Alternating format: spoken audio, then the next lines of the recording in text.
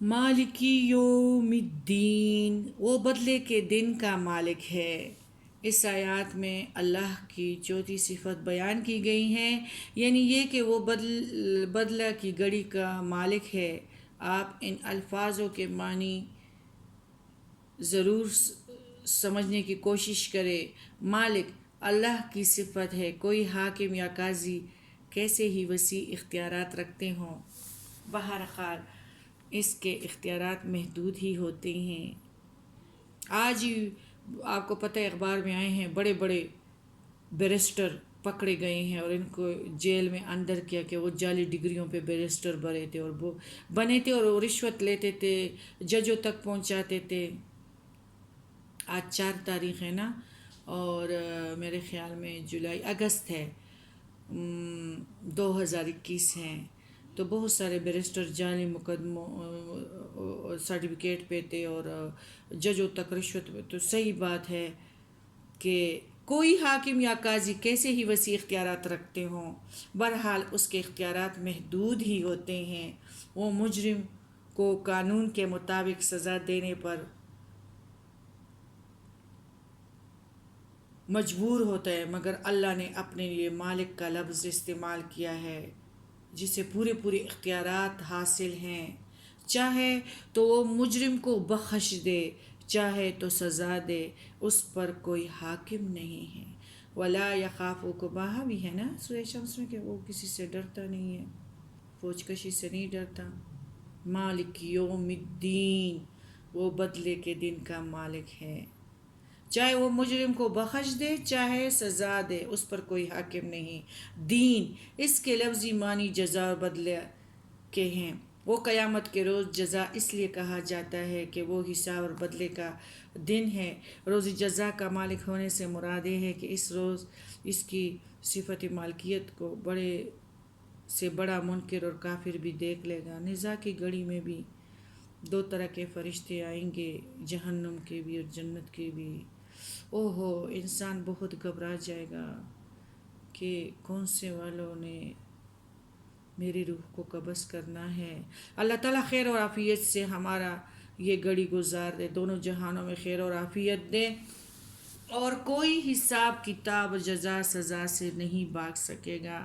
نزاع کے وقت بھی پردے ہٹا دیے جائیں گے، ساری فلم دکھائی جائے گی، پتہ نہیں چلے گا کہ میں نے زندگی میں اتنے بڑے گناہ کیے ہیں اور اللہ کو ذرے ذرے کا پتہ ہے، اور مجھے تو کچھ میں تو بھول بھی گیا ہوں۔ اپنے بچے کڑے ہوں گے، چیخو گے، پکارو گے، ہاتھی کی طرح دوڑو گے، چپکلی خرگوش باہر گلیوں میں خچر تمہاری آواز سنیں گے، لیکن جو تمہارے چہکتے تھے، تم رشوت کا مال لاتے تھے، وہ تمہاری آواز اور چیخ کو نہیں سنیں گے۔ کبیرہ صغیرہ قیامت، نزاع کی گھڑی اور قبر کی گھڑی ہے، اور محشر کا دن کبیرہ ہے۔ سجین ہے، سجین کے بار محشر میں زنجیروں کے ساتھ جنس اور انس کو ڈالا جائے گا۔ دنیا میں جس قدر نبی آئے وہ سب کے سب لوگوں کو بتاتے رہے کہ ہر انسان اپنے کاموں کا خود ہی ذمہ دار ہے، اور ایک وقت ایسا آئے گا جب اس سے اس کے کاموں کے بارے میں پوچھا جائے گا اور ٹھیک ٹھیک بدلہ دیا جائے گا۔ یہ بدلہ اگر دنیا میں بھی ملتا ہے مگر پورا قیامت کو بھی ملے گا، اور دنیا میں بھی اللہ تعالیٰ انسانوں کو کمکموں کے گھر میں اور محلوں میں خوش نہیں رکھتا اگر وہ ٹھیک نہ ہو، اللہ کی رضا، اللہ کی رسی اس کے ہاتھ میں نہ ہو۔ تو خدا کرے کہ عطر سے خوشبودار کپڑے اس نے پہنے ہوں بہت بڑے محلوں میں، لیکن اس کو سکون نہیں ہوگا، اس کی روح کو خوشبو نہیں پہنچے گی۔ ادھر بھی بدلہ ملتا ہے اور نظام میں بھی، قبر میں بھی۔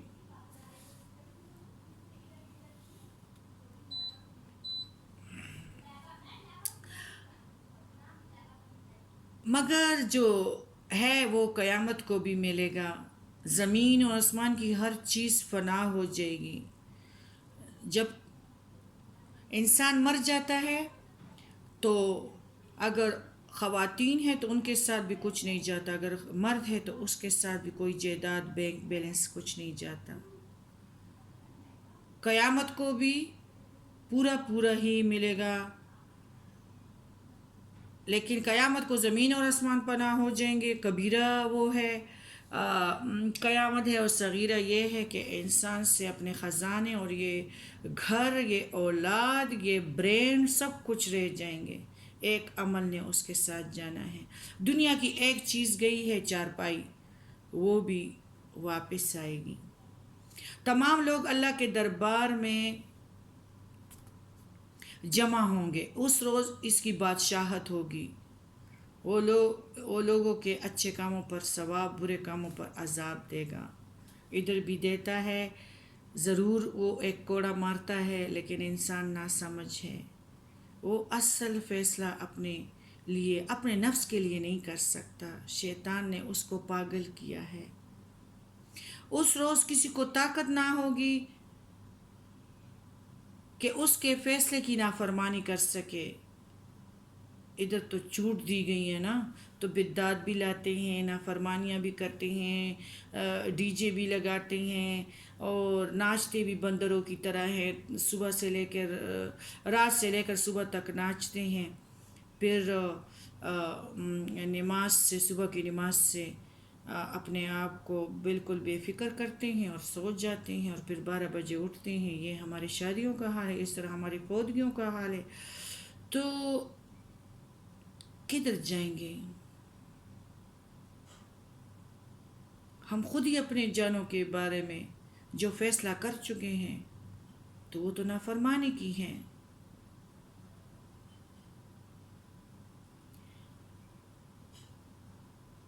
نہ نزاع کی گھڑیوں میں کسی کی سفارش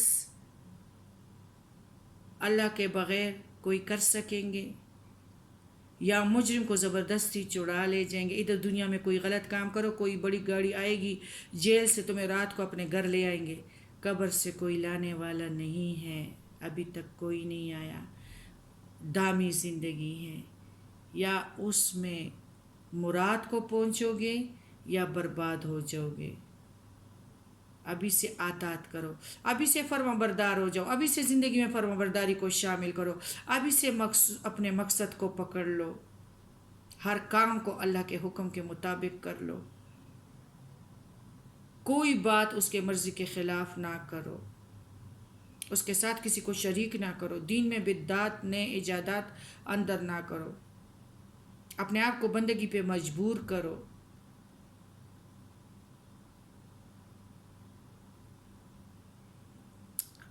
بندگی کے لیے تیار ہو جاؤ۔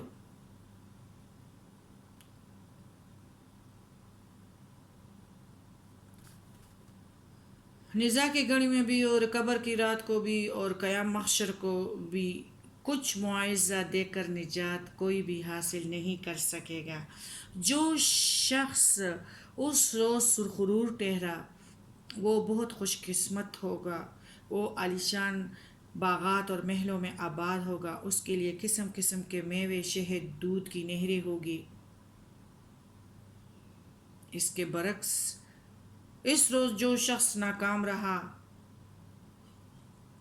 اپنے من کی مانی، خواہشوں کے پیچھے گیا، شیطان نے اس کو عاجز کیا، بے ادب ہو گیا، اپنے ہر بے ادبی پہ خوش تھا، بندگی سے دور تھا، صرف انسان تھا، مقصد سے ہٹا ہوا تھا، وہ بہت بد نصیب ہوگا، جہنم کی آگ کے شعلوں میں جھونکا جائے گا۔ اس دن کی پریشانی اور عذاب سے بچنے کے لیے ہمیں اس گولڈن چانس ہے، اس دنیا میں تیاری کرنی چاہیے۔ ہمیشہ ایسے کام کرے جن کا حکم خدا اور اس کے رسول نے ہمیں دیا ہے، تاکہ قیامت کے روز ہمیں شرمساری نہ ہو، نزاع کی گھڑی زور ہم پہ نہ ہو، قبر میں ہولناک عذاب سے ہمیں نجات ہو۔ قیامت میں جہنم کے ہولناک عذاب سے نجات حاصل ہو اور جنت کی ہمیشہ رہنے والی نعمتیں ہمیں حاصل ہوں۔